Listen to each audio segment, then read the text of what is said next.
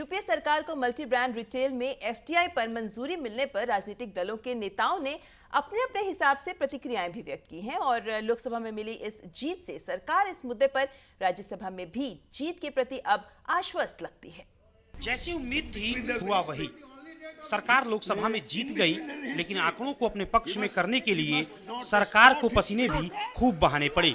सपा और बसपा के अलावा तेलंगाना क्षेत्र के कांग्रेसी सांसदों ने भी खूब रंग दिखाए, लेकिन आखिरकार सपा और बसपा के मतदान के बहिष्कार के निर्णय से सरकार को जीत हासिल हो गई। लोकसभा में मौजूद कुल 471 सदस्यों ने मतदान किया और इनमें से एफडीआई के पक्ष में 253 और विपक्ष में 218 सदस्यों ने मत डाले। इसके अलावा लोकसभा में फेमा पर संशोधन के तृणमूल कांग्रेस के सदस्य प्रोफेसर सौगत राय के प्रस्ताव को भी 224 के मुकाबले 254 मतों से सदन ने नामंजूर कर दिया। प्रधानमंत्री डॉक्टर मनमोहन सिंह और यूपीए अध्यक्ष सोनिया गांधी ने लोकसभा में मतदान के परिणाम का स्वागत किया और इसे सरकार की नीतियों का समर्थन बताया।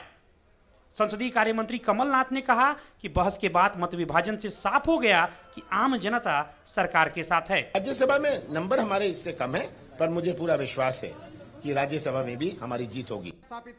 लोकसभा में एफडीआई के मुद्दे पर विपक्ष का प्रस्ताव गिरने के बाद सूचना और प्रसारण मंत्री मनीष तिवारी ने कहा कि ये आर्थिक सुधारों की जीत है। सभा में प्रस्ताव खारिज किया गया, ये रिफॉर्म की जीत है और जो लोग भारत की अर्थव्यवस्था को अब भी विचारात्मक चश्मों से देखते हैं, ये उनकी हार है।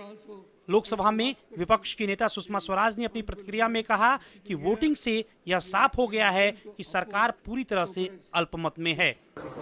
ये स्पष्ट हो गया कि ये सरकार अल्पमत में है।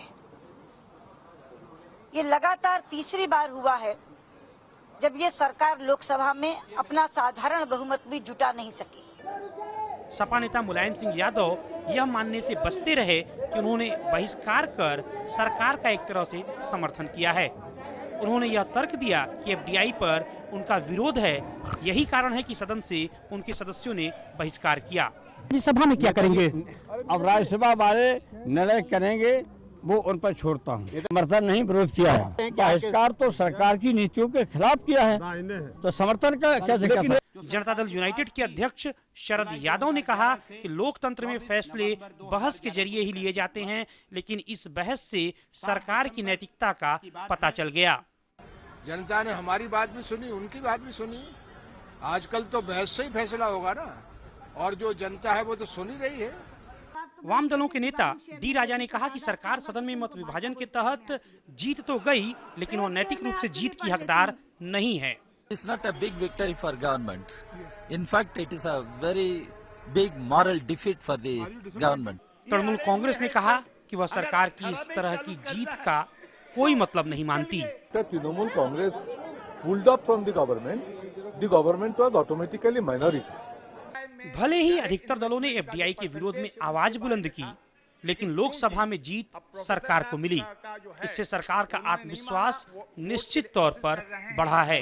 हर बार की तरह एक बार फिर सपा और बसपा ने केंद्र सरकार को बड़ी राहत दी और एफडीआई के मुद्दे पर लोकसभा से जिस तरह सपा और बसपा ने वॉकआउट किया, उससे सरकार को काफी आसानी हुई लोकसभा में एफडीआई के मुद्दे पर विजयश्री हासिल करने में। लेकिन अभी भी बड़ा सवाल बना हुआ है, राज्यसभा में आखिरकार होगा क्या?